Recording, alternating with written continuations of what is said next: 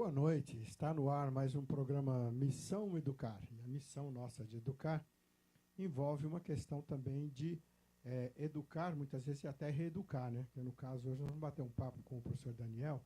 Nós vamos falar aqui se realmente o terceiro ano do ensino médio o terceiro ano, é um preparativo para o vestibular.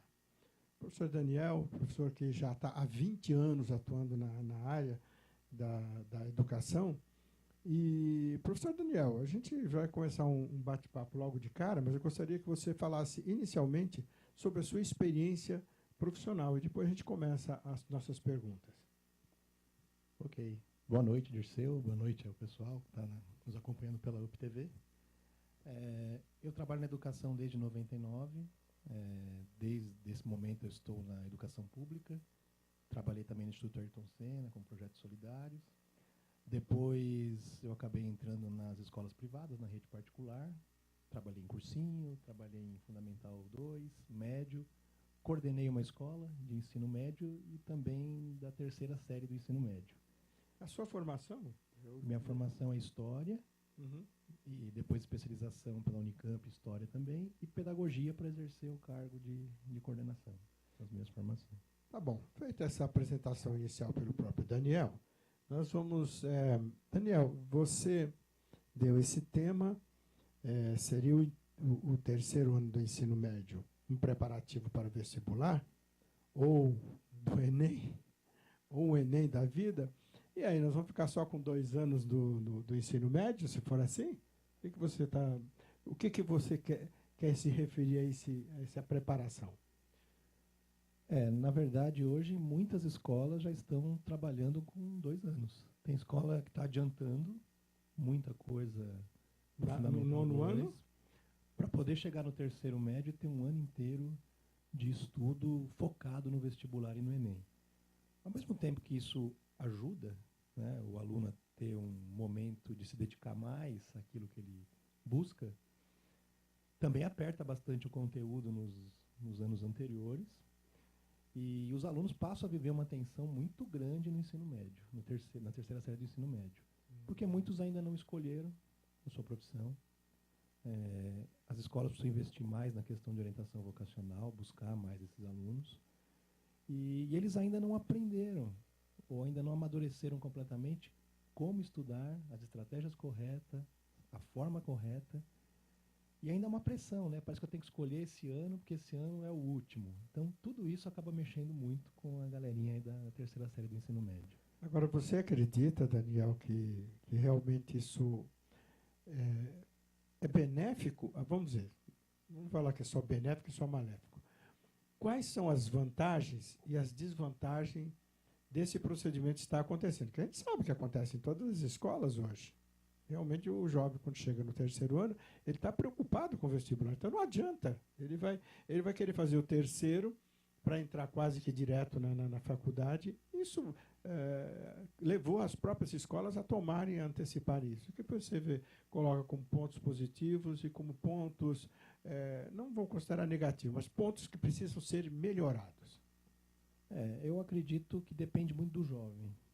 Aquele jovem que há muito tempo já escolheu uma profissão, por exemplo, aquele que quer fazer medicina, que ele já tem que começar no ensino médio com uma pegada diferente, correr atrás, para ele talvez seja um ganho em termos de tempo.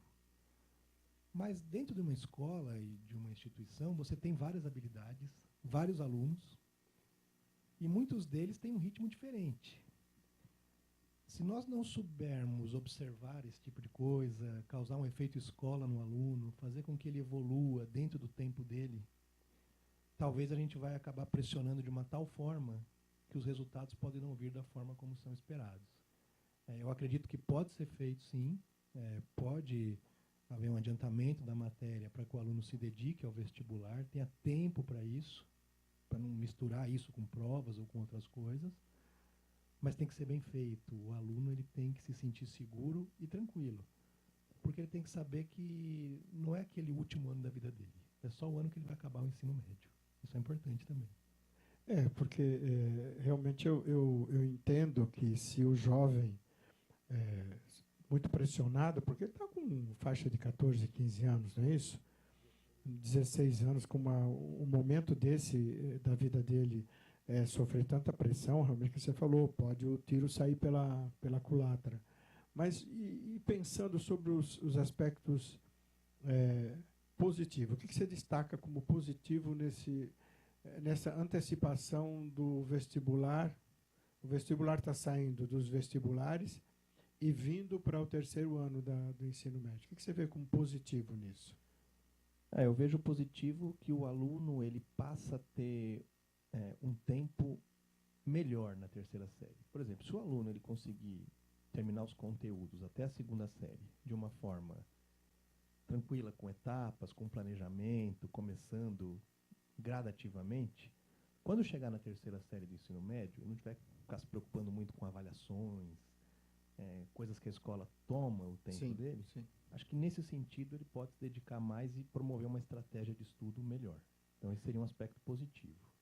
Agora, se por acaso o MEC, que já deve ter observado que isso vem acontecendo há muito tempo que as escolas vêm fazendo isso, o terceiro ano virando uma preparação não para vestibular, né? Preparação para vestibular, né? Preparação para faculdade, ela se transformando no último ano em vestibular, você não acha que está na hora do pessoal lá acordar e rever o currículo? Então, rever o currículo, já que você falou que está antecipando um pouco para a nona série, e revisar, de repente, colocar conteúdo que se volta para isso e que atenda às necessidades do jovem? Eu acredito que isso já esteja sendo feito através da nova base comum. Né? O BNCC, mas o BNCC do ensino médio ainda não foi aprovado, né?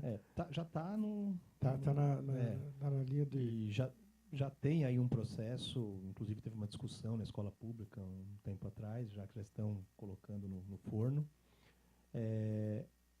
Uma base comum, onde você tenha matérias eletivas, que o aluno possa também ter algumas opções, se isso for bem organizado, não apenas visando a falta de professores ou coisa do tipo, mas que realmente isso seja algo para se construir um currículo, que o aluno tenha as informações básicas daquilo que ele realmente precisa, que ele precisa ter algumas informações básicas, mas que ele possa também atuar de uma forma mais intensa naquilo que ele tem mais habilidade, daquilo que ele gosta mais. Eu acredito que isso pode aliviar um pouco a pressão e dar mais sentido ao jovem. Eu vejo no Brasil, o currículo do Brasil ele é muito extenso e, ao mesmo tempo, a gente decora um monte de coisa que a gente esquece depois. Então, mas essa questão do BNCC aí, tem um grupo de instituições aí que entraram com uma liminar para que não fosse aprovado, tendo em vista a questão até do currículo, né? Porque realmente se o terceiro ano do ensino médio, for para acumular aquilo que o aluno tem, que você falou, da escola, que é matéria da escola, com mais esse preparativo, isso vai causar principalmente um desconforto muito grande para o jovem. E esse desconforto vem para a família, o aspecto psicológico, né? Você está trabalhando atualmente fazendo esse trabalho com o jovem? Qual é o seu trabalho hoje junto aos jovens nesse processo? Eu trabalhei como 13 anos na última instituição privada e desses 7 eu fui coordenador. E nos últimos 4 eu fiquei só no ensino médio. Né? Então eu vi muita coisa sobre o Enem, a TRI, as estatísticas. Conversei muito com os meninos, né? E observei que existem algumas coisas que acabam complicando. Por exemplo, a dúvida profissional é muito grande. Existe um peso nisso. As escolas ainda investem pouco na parte de psicologia. Eu acredito que isso poderia ter uma entrada maior nas escolas. Né? Com o BNCC do jeito que ele está, ele não prevê isso. Não. Ele diz que deixa solto lá, mas esse solto vai acabar ficando solto mesmo, né? Tem que ser muito bem feito, né? Na teoria, até existem coisas boas, mas a coisa precisa... Na teoria tem filosofia, tem sociologia, tem psicologia, tem artes, mas as matérias que são essenciais estão colocadas. Essas outras vão vir aleatoriamente, dependendo do colégio. Eu acho que dá ênfase por exemplo, a matemática ele vai dar, a física ele vai dar, e essas matérias vão ficar de fora. Muita gente tem questionado, né? Falado que está muito focado na coisa mais técnica. Né? Eu acredito que se for feito e colocado de uma forma que as escolas optem por uma formação global, que realmente coloquem no aluno não só aquele foco para o vestibular, mas um foco realmente na formação cidadã, global, esqueça um pouco essa competição maluca, né? Preciso colocar o aluno em primeiro lugar, mas que aluno? Né? Essa coisa do primeiro lugar, eu vou falar para você um desafio que eu lançaria para as escolas agora, para as escolas particulares, as escolas do governo, todas as escolas. E quando você vê estampado, né, lá assim, aluno tal entrou no primeiro lugar, não sei o quê, primeiro lugar não sei onde, tal. Se você fizer uma pesquisa do tipo assim, o nosso aluno que entrou em primeiro lugar na faculdade tal, nos cursos tais e tais e tais, hoje eles estão, esse é o professor na universidade tal, esse daqui é médico, esse daqui é engenheiro. Aí sim tem validade. Que é ir buscar onde estão os primeiros lugares e depois identificar também os que não foram primeiro lugar, onde é que eles estão e que cargo que eles ocupam. Eu já posso te responder pelas experiências que eu tenho já. Pode responder. Nós estamos gravando um talk show que vai sair no canal do YouTube também, que ele mostra alguns alunos que escolheram profissões e alguns que mudaram no meio do caminho. Isso, legal. Alguns deles, inclusive, nem eram os melhores da sala, outros eram. E que nós vemos uma gama de possibilidades para todos. Né? A partir do momento que a escola tiver coragem de dizer assim, eu vou trabalhar com a habilidade dos meus alunos para que eles façam as melhores escolhas para eles, porque o aluno pode escolher não buscar o Enem. Ele pode escolher, e a escola tem que oferecer possibilidades. Mas as escolas também estão preocupadas com a questão do ranking, da posição. Isso. E isso muitas vezes nem é o fato determinante para que você tenha uma escola de qualidade. Claro que isso ajuda, é importante, mas a formação humana dentro de uma escola, a formação de cada um, ela é muito maior do que a formação numérica, métrica, estatística. Isso é um ponto importante. O Enem está trazendo aquela questão das competências socioemocionais. Como é que o Enem o BNCC, como é que o BNCC pretende desenvolver competências socioemocionais nos nossos jovens sem antes desenvolver nos professores? E eles falam da questão da liderança, da questão da autogestão, que é importante. O professor vai lidar muito com a questão da autogestão e da gestão de pessoas, né? Sim. Na verdade, nós temos... O professor ele já tem passado por inúmeras transformações nesse processo, mas ainda nós observamos que grande parte fixa ainda naquela aula em que ele é o centralizador, em que ele quer usar a lousa, em que ele quer mostrar conhecimento. Claro que ele tem que ter conhecimento, é óbvio, mas ele tem que trazer o aluno. A gente fala muito em metodologias ativas, do aluno ser o protagonista. Salas invertidas, tem muitas coisas. Mas híbrido. A sala invertida, no meu tempo já tinha sala invertida. O professor mandava Não estudar tinha, antes. o professor dava matéria e mandava de estudar, se reunir para estar preparado ainda para assim, eu quero que vocês estejam preparados para a próxima aula, não na próxima aula, porque não era assim também, dava um tempo para a gente, porque naquela época não tinha tanto recurso. Sim. Então a sala invertida já existia, uma série de coisas já existiam. O que o professor tem que ver é o seguinte, o respeito à questão da individualidade. A aula invertida, ela serve, na minha visão, não só para o aluno ter um conhecimento daquilo para ser trabalhado e já ter um start, né, mas para que ele seja protagonista. Porque se ele tem aquilo, ele pode participar da aula. Se o professor manda ou pede para o aluno trazer alguma coisa e ele centraliza depois, isso se perde. Aí essa aula está invertida, está reinvertida. Revertida. Voltou ao estágio normal, inverteu e desinverteu, né? Exatamente. Então, realmente. O professor também, hoje no Brasil, ele trabalha em muitas instituições, muitas escolas não fazem um treinamento, um suporte adequado para que esse professor realmente seja treinado, para que ele seja levado a fazer. Né? Você falou uma coisa importante, Daniel. O treinamento, eu acho que seria mais um termo que se utilizou bastante dentro da enfermagem, que é a educação continuada. O princípio de treinamento, se ele não for continuado, nós temos aí nas escolas verdadeira colcha de retalhos, onde durante o ano vem um palestrante e fala sobre inclusão, vem outro palestrante e fala sobre a matemática, vem outro palestrante. Então chega no final do ano, é uma colcha de retalho, o professor não consegue agregar valor naquilo. Agrega valor com a capacitação, com a educação continuada, ou seja, que o cara tenha uma continuidade daquilo, até mais ou menos, claro, não vai exagerar, até perceber que está capacitado para desenvolver aquele trabalho. Sim. Eu acredito que tudo que você vai fazer numa escola hoje acaba tendo resistência. Por quê? Porque a escola, muitas vezes, quer investir pouco naquilo que deveria investir mais, que é o capital humano. Né? A partir do momento que você pega uma escola ou um professor e você dá a ele todas as condições e mostra para ele que aquilo que a escola está pedindo é bom, inclusive, para a aula dele, para o rendimento dos alunos dele, e você o convence a fazer isso, com certeza você tem parte do grupo já fazendo. Sempre vai ter, isso acontece, aquele que não vai fazer, aquele que não acredita. Isso, cada um vai se adequar ao perfil de escola que busca. Mas quando você tem a grande maioria não fazendo, o erro aí não está nos profissionais. Aí está na forma como a instituição treinou ou demonstrou para aquele profissional que aquilo era importante. Então, isso é fundamental. Quando, se for uma instituição particular, ela pode até exigir, por exemplo, vai fazer uma capacitação para os professores, ela pode até exigir que o professor vá. Mas quando se trata do Estado, é feita uma capacitação, o professor não vai.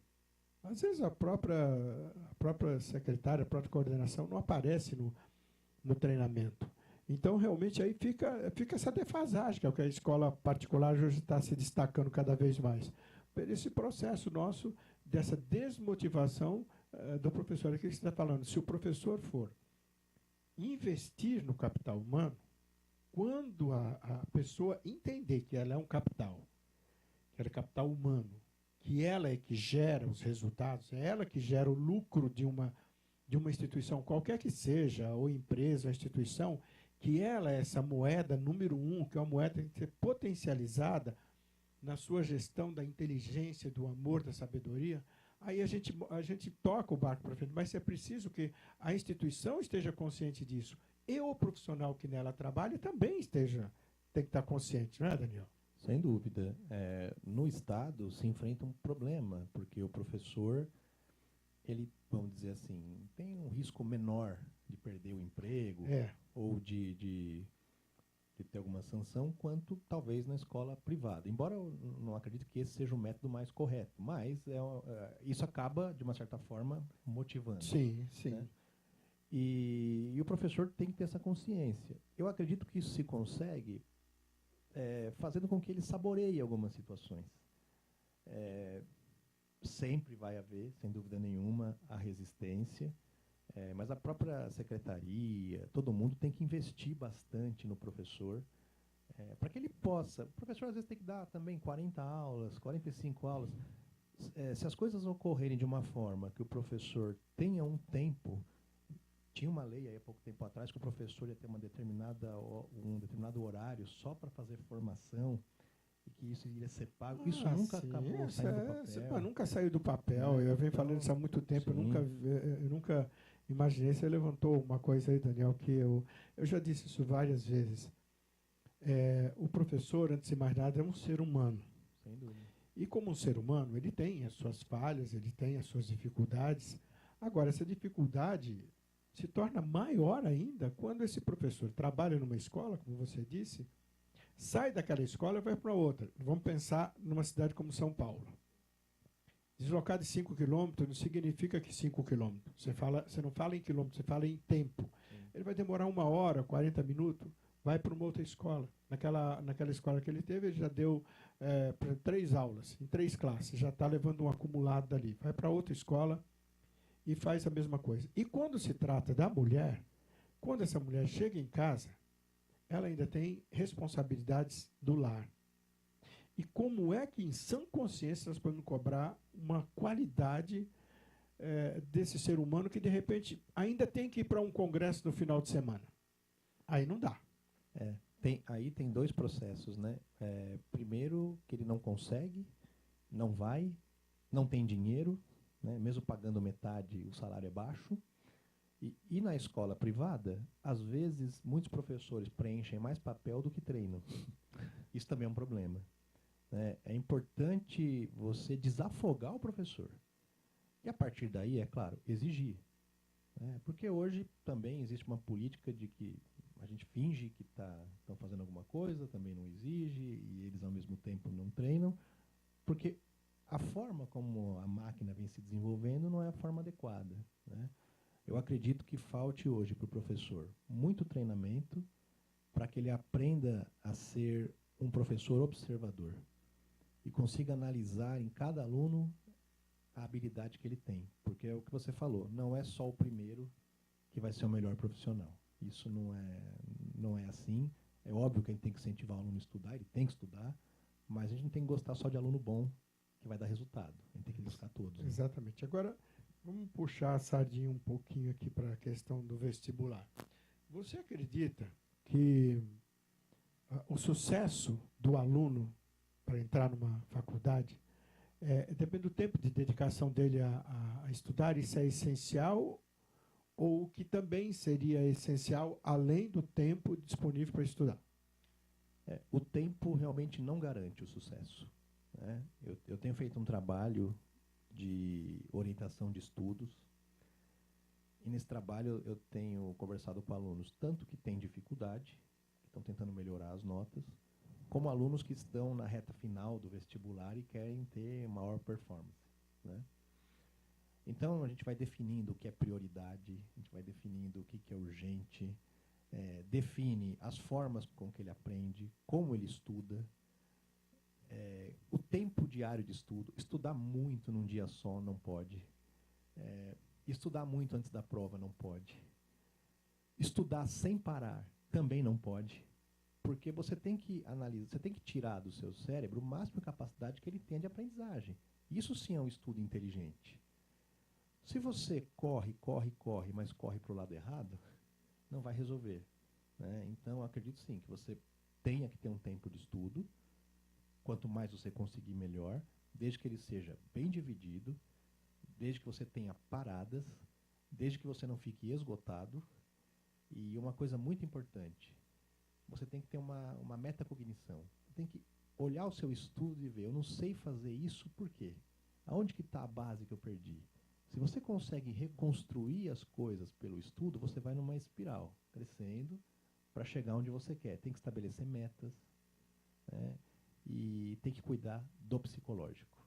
Tem gente que faz tudo, mas perde para si mesmo na hora da prova, isso é muito triste. Então tem que ter um acompanhamento psicológico. Isso acontece muito com os jovens, né? Sim. Não, jovens só não importa a idade. Mas agora, muito forte. Agora você falou desse teu trabalho. Como você age? Você age com um grupo ou você age pequenos grupos ou individualmente para dar esse tipo de orientação? Individual. Porque tem que ser individual. Eu acredito que a orientação tem que ser personalizada. Não adianta eu fazer um papel igual e distribuir para 30 pessoas que venham me procurar. Eu tenho que entender, por exemplo, tem aluno que a gente consegue perceber que o problema dele é que ele dorme 1h da manhã e levanta às 5. É óbvio que ele não vai ter um bom desempenho. Tem alunos que você percebe que não sabe definir o que é prioridade, o que é urgência, o que eu tenho que fazer para hoje ou para amanhã. Tem alunos que a questão deles é a dúvida. A dúvida é tão grande que ele não consegue se dedicar ao que ele quer. Então, se você não atuar com aquele jovem dentro da perspectiva dele e conseguir ele avançá-lo dentro daquilo que ele estabeleça, fica muito difícil. E a escola, como é grande, ela trabalha de uma forma genérica. E isso não atinge a todos. Né? E quem sai melhor nessa questão do controle emocional? Os meninos ou as meninas? Olha, por incrível que pareça, né, a gente fala assim, a mulher é mais emocional, ela tem essa questão e o homem é um pouco mais racional. Isso, o homem talvez ele demonstre menos algumas coisas, mas eu percebo que as meninas acabam se controlando mais. Claro que isso não é regra. Eu vejo que os meninos escondem um pouco e falam um pouco sobre acaba não colocando para fora. Sim, seus isso acaba sentimentos. atrapalhando. Eu acho que ele sente mais. As meninas, às vezes, choram. Ah, né, chora, depois, não é Então, emotiva. é. Meninas Então, isso acaba facilitando porque ela faz, consegue falar do faz sentimento. aquele escândalo, aquela coisa.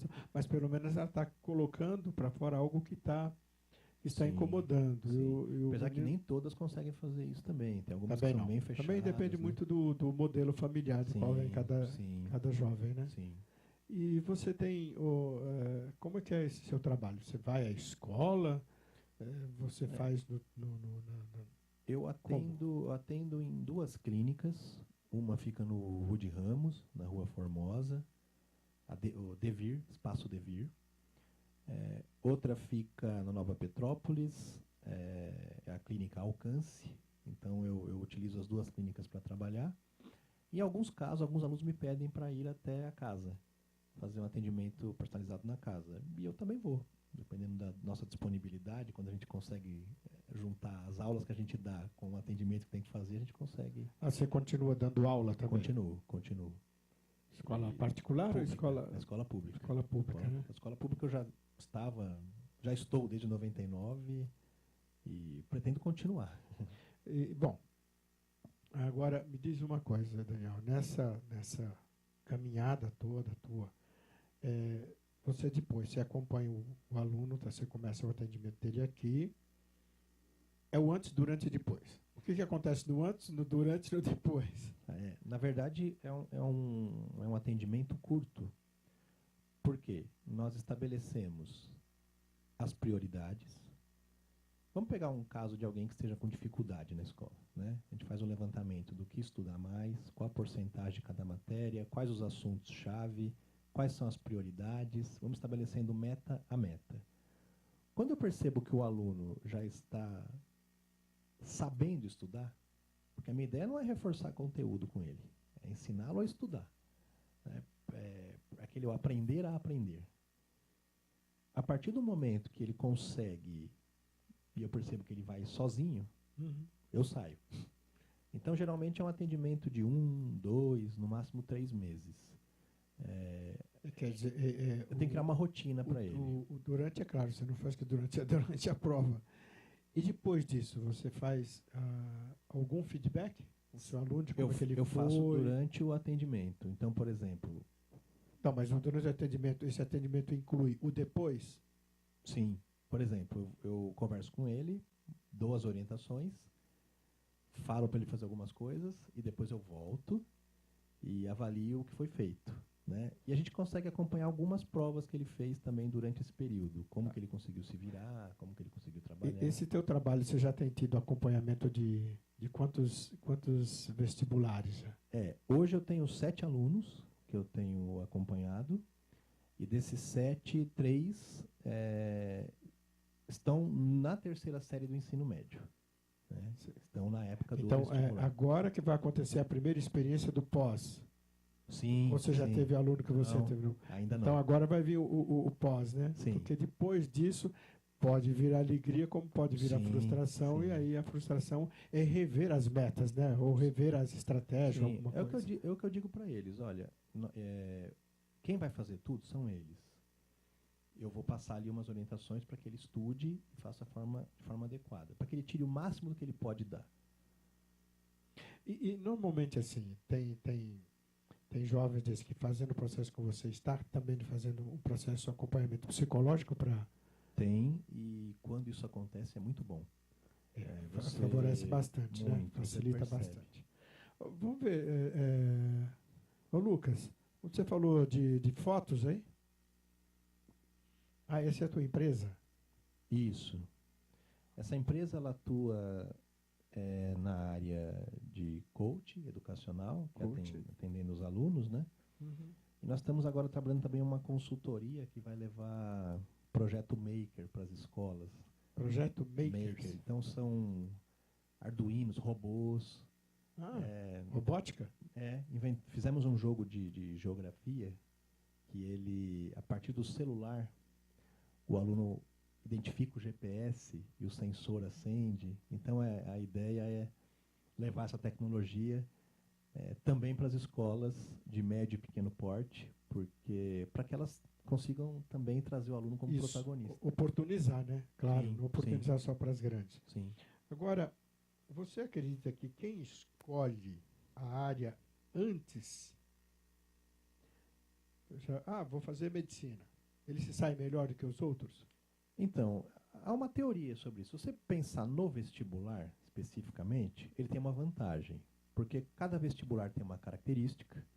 Se ele já começar a treinar, pegar a malícia, correr atrás antes, é provável, isso não é regra, que ele se saia melhor. Contudo, na vida profissional, isso é mais relativo ainda. Eu conheço muita gente que mudou e teve sucesso. Inclusive com 2, 3 anos de faculdade, largou tudo, retornou e foi para outra coisa. Eu fiz uma entrevista com um garoto que ele era muito bom em jogos eletrônicos, desde a época da escola. Ele foi. Depois ele virou chefe de cozinha. E está muito bem, né? Então, nossa, as coisas mudam, né? Nada é regra. Não, ele vai desenvolver um projeto de um robô para ajudar a trabalhar na cozinha, porque ele não pode. Pode ser. Pode. É o que eu costumo dizer, o jovem, eu comecei a fazer uma faculdade, depois decidi que eu não queria, perdi 2 anos. Você não perde. De forma alguma. Não perde. Alguma. É preciso que os nossos jovens e que os nossos professores, os nossos educadores, de modo geral, aprenda também a dizer para os alunos e a ver na sua própria vida como é que se processa a transferência de aprendizagem. Sim. Porque transfere aquele conteúdo da engenharia para a medicina, da medicina para a questão da botânica, como tem que transferir aquele conhecimento, senão fica como, eu perdi, estancou ali, acabou. Você nota isso com seus alunos, a dificuldade de perceber a transferência de conhecimento? Sim, eu acredito que o nosso jovem, embora hoje ele tenha acesso a muita coisa, ele não tem as informações gerais e o conhecimento geral quando ele vai escolher uma profissão. Hoje é um mundo que as pessoas estão inventando empregos, né? Nós estamos falando hoje do que eu estou fazendo, é uma coisa que há 10 anos atrás, mas você é coach adolescente, o que é isso? Né? Ou você era advogado, ou você era médico, ou você era engenheiro. Hoje você pode ter um engenheiro que trabalha com questões sustentáveis e desenvolve outras coisas. Projetos, e mesmo porque a própria situação econômica levou a isso. Claro, né? Então muita gente está buscando novos caminhos e tal. Eu acredito muito em ligar as habilidades. Aquilo que você aprende, você interliga. E isso acaba sendo muito rico. O estudo serve para isso. Não para determinar o que você vai fazer, mas te dá possibilidades e habilidades para escolher. E isso é muito importante. Eu noto isso, essa dificuldade de transferência de conteúdo, porque as pessoas tendem a olhar como se fosse uma coisa única, um quadrado ali, acabou aquele quadrado. Não, há uma interligação, uma interface em todos os conhecimentos, que é a questão da transdisciplinaridade. Perfeito. Que a escola tem que atuar sobre isso. As escolas ainda estão muito devagar nessa questão da transdisciplinaridade. Sim. Uma disciplina que tem que conversar com a outra. Se a disciplina não se conversa, cara, ninguém vai entender. E a famosa resolução de problemas, né, que ele chama de PBL, tanta coisa que vem acontecendo. Na verdade, o aluno hoje ele tem que usar a habilidade dele para resolver alguma coisa, não só para...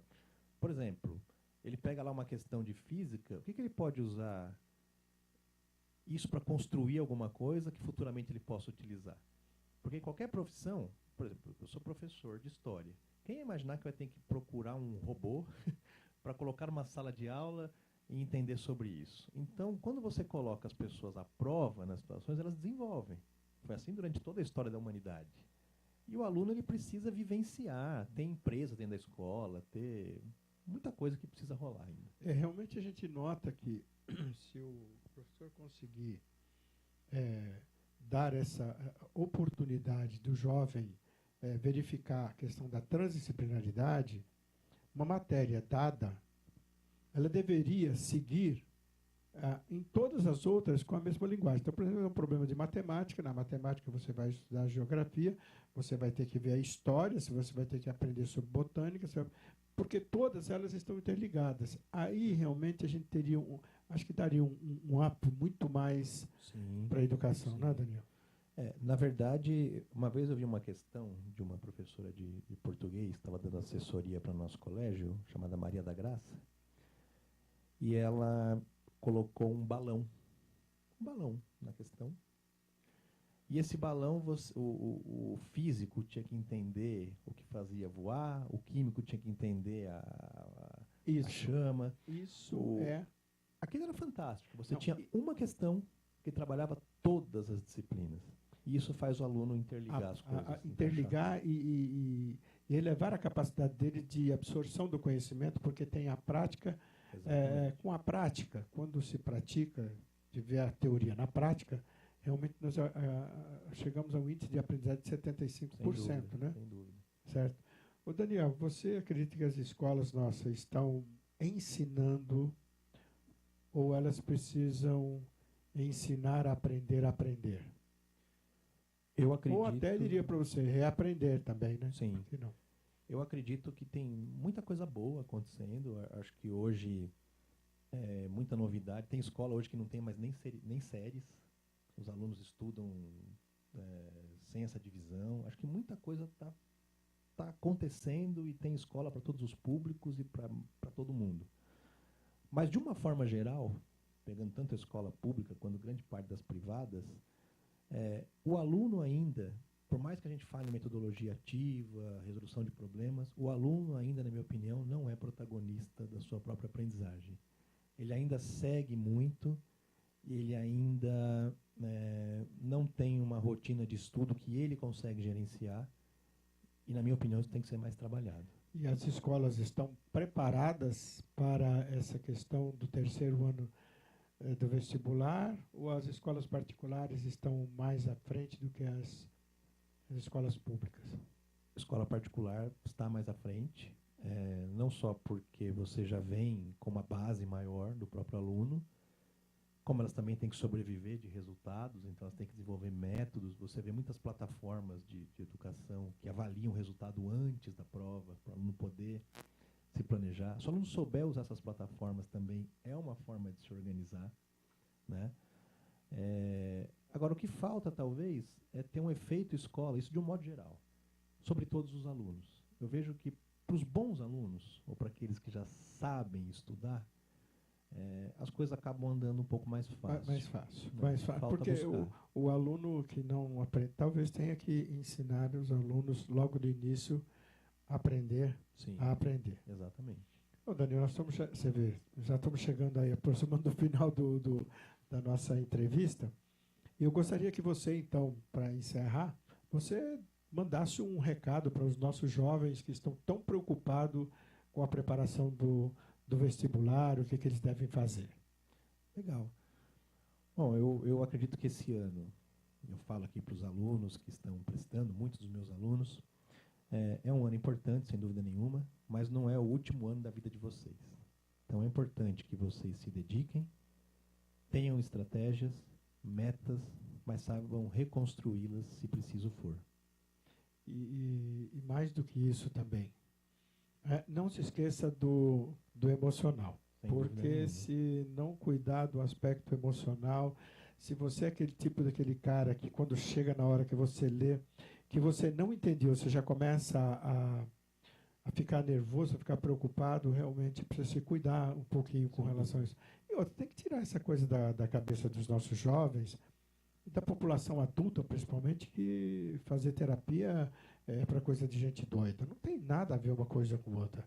As pessoas normais fazem terapia para resolver pequenos problemas, situações. Não é procurar um psicólogo porque está desequilibrado. Daniel? Nós estamos numa época que isso tem que acabar. Poxa, né? tem que acabar. Psicologia em todos os setores, esporte, em todos os lugares ela está entrando e ajudando. Né? Então, é para melhorar também. Então, é importante buscar, sim. Tudo que for melhorar, busque. E pessoal que quiser falar com você, é claro, ele vai colocar aí na mídia, mas pode falar de que maneira pode te encontrar também, né, para receber essa orientação sua, né? Legal. Pode procurar pelo Zap, 972461175, e também pelas minhas páginas do Facebook, a CRIA e a Sobe Educar. Vocês me encontram lá e podemos bater um papo aí quando vocês quiserem. A clínica onde você atende aí em São Bernardo Sim, as duas são em São Bernardo. Uma na Nova Petrópolis, qual é o nome da clínica? Alcance, na Nova Petrópolis, e a outra? A outra no Rude Ramos, Espaço Devir. Ok. Bom, falamos aqui com o professor Daniel, que é especialista aí agora com essa questão do vestibular, orientando jovens da sua carreira, porque, gente, é importante, mais do que importante, é fundamental que o nosso jovem passe a enfrentar o vestibular, não como um bicho de 7 cabeças, mas como uma prova que ele vai enfrentar na vida dele em qualquer momento, e que os pais não tenham que estabelecer aquela expectativa, né, Daniel? Aquela expectativa de que tem que passar, tem que ser aprovado, porque isso tem levado muitos dos nossos jovens a ficarem tão tensos que na hora vão acabar não estando preparados para isso. Então, jovem, aprenda isso. Estude, sabe? E aí vai uma frase para você. Para você, para o Daniel, do professor Henrique José de Souza, que diz: o homem não é sábio porque sabe, ele é sábio porque ama. E amar não é amar simplesmente tapinha nas costas, é o amor com sabedoria. E a sabedoria indica a você, jovem, que cuide de você. Cuide da alma também, não cuida só do físico. Cuide da alma e você vai ter sucesso na sua vida profissional. Se não der a primeira vez, dá na segunda. Não tem que se preocupar. Tem profissionais excelentes que tentaram 2, 3, 4 vezes para conseguir o que eles queriam. Tá? Não se apavore, você tem tempo para isso. Tá bom? Bom, um grande abraço a todos e até a próxima segunda-feira no programa Missão Educar.